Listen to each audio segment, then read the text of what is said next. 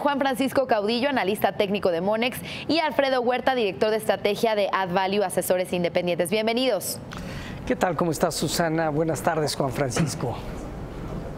Hola, Susana. Buenas tardes, Alfredo.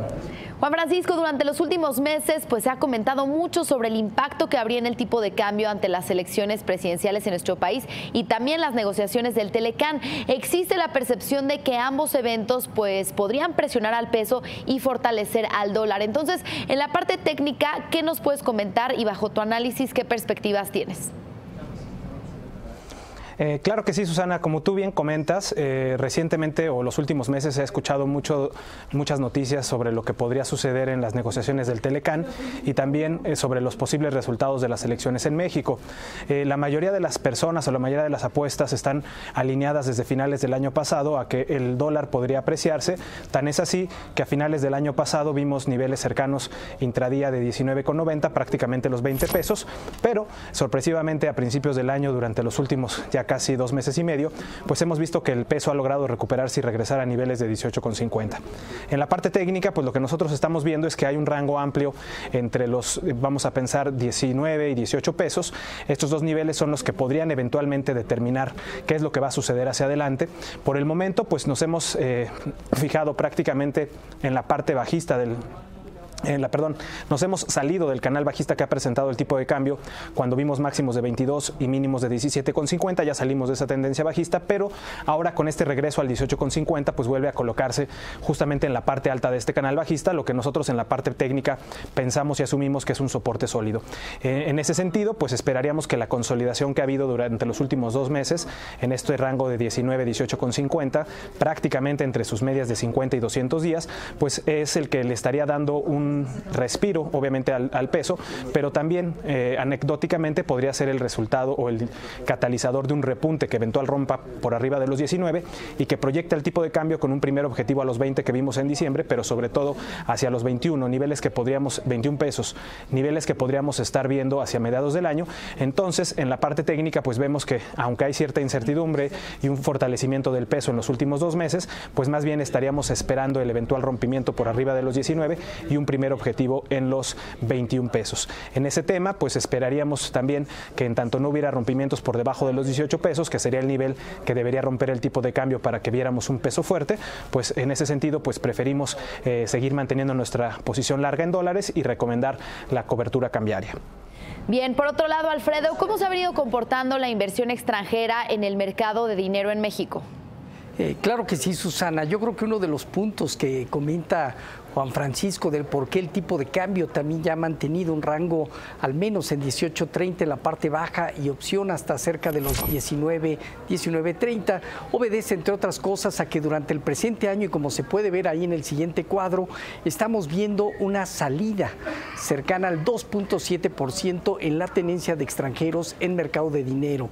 Es decir, la parte de bonos, que representa el 86% de la tenencia total, trae ya una variación negativa cercana a medio punto porcentual. Sin embargo, destaca, como bien se observa ahí, la parte de CETES. CETES representa cerca del 10% de participación y la salida ha sido cercana a un 18.3%.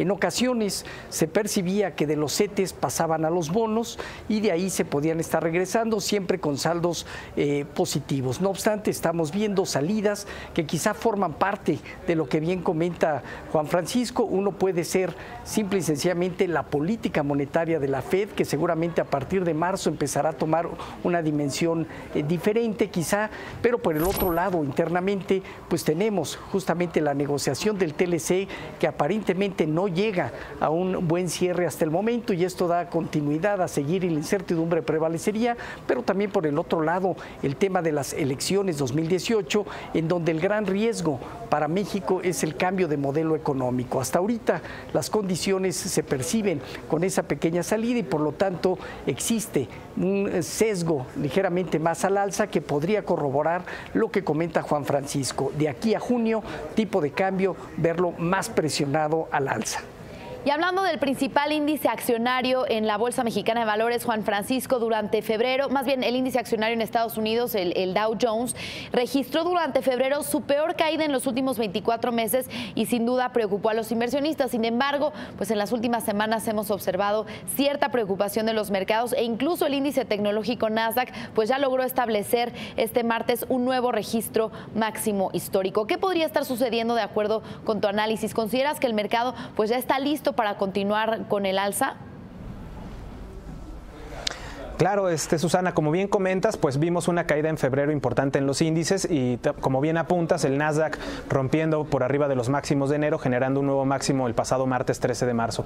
Sin embargo, pues aquí yo te diría que en la parte técnica, salvo que el rompimiento en el Nasdaq sea momentáneo, pues podríamos estar hablando de una divergencia. ¿Y a qué me refiero? A que el índice Dow pues se ha mantenido prácticamente sin poder superar su media de 50 días, ha logrado intentos que logran hacerlo momentáneamente, cosa de un par de días a lo mucho. Es lo que podemos observar en la gráfica, en donde el índice Dow pues se ha visto imposibilitado de superar su media de 50 días y evidentemente se ha quedado lejos de poder superar los máximos de enero. El que el índice Nasdaq lo haya logrado recientemente pues nos podría hablar de una divergencia en donde el índice Dow, como comúnmente se le puede llamar el general, y al Standard & Poor's y el Nasdaq, el ejército de este general, pues vemos que se está quedando rezagado los otros dos índices, el Standard & Poor's y el Nasdaq, el Dow se está quedando rezagado y únicamente pues el Nasdaq es el que está repuntando sin que el Dow y el Standard confirmen dicho rompimiento.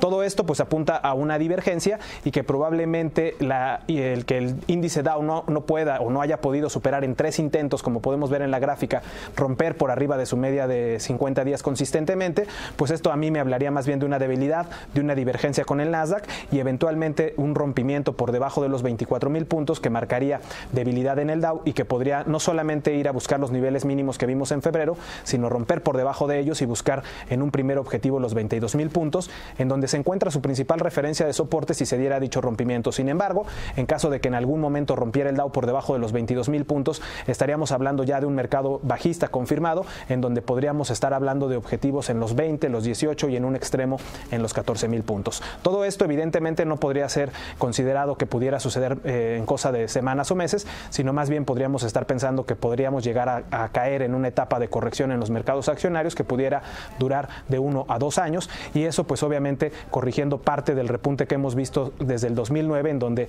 el índice Dow ha acumulado una alza del 300% y el Nasdaq de un 500%. Bien, pues finalmente, Alfredo, ¿cómo ves el mercado de renta variable en México? Claro que sí. Bueno, en términos generales, lo que hemos estado viendo es en el año registra un acumulado negativo en su rendimiento del 3.1%.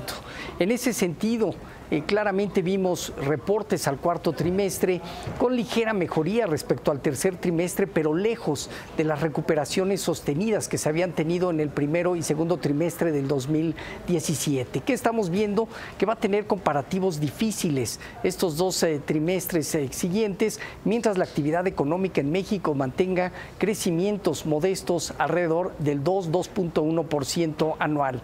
En ese sentido, otro de los temas que quizá está generando como un costo de oportunidad es justamente la tasa de interés en México. Niveles ya del 7,5% no son tan sencillos bajo las condiciones actuales de que el mercado pudiera superarlos de una manera relativamente fácil. Por ello, creemos que bajo las condiciones actuales el mercado no ha tenido esa capacidad para presentar movimientos de alza y técnicamente lo estamos viendo en donde desde noviembre pasado vimos ajustes a niveles de 46,900 puntos, mismo que se dio después en febrero y esta parte de marzo. ¿Qué ha sucedido en estas 3 ocasiones? Ha habido respuestas al alza, pero cada vez con menor intensidad. Y en ese contexto, bueno, nuestro punto de vista es que el riesgo de romper los 46,900 puntos se muestran de una manera más consistente y en ese sentido nuestra apuesta y nuestro escenario es que la bolsa tenga caídas al menos de otro 3% 10% respecto de los niveles actuales, o bien inclusive poder tener ajustes de mayor magnitud, alrededor de un 5 o 7%. Es decir, niveles de 46,000 puntos no habría que descartarlos, y en segunda instancia niveles alrededor de los 44,500 puntos aproximadamente. Así que no vemos potencial en el mercado mexicano, las respuestas son relativamente limitadas, y en ese contexto pues sugerimos mantener esa diversificación, pero realmente no tener en consistencia el potencial del mercado para el corto plazo. Bien, pues muchas gracias por el análisis de hoy, Juan Francisco Caudillo, analista técnico de Monex, y Alfredo Huerta, director de estrategia de AddValue. Muy buenas tardes. Gracias, buenas tardes.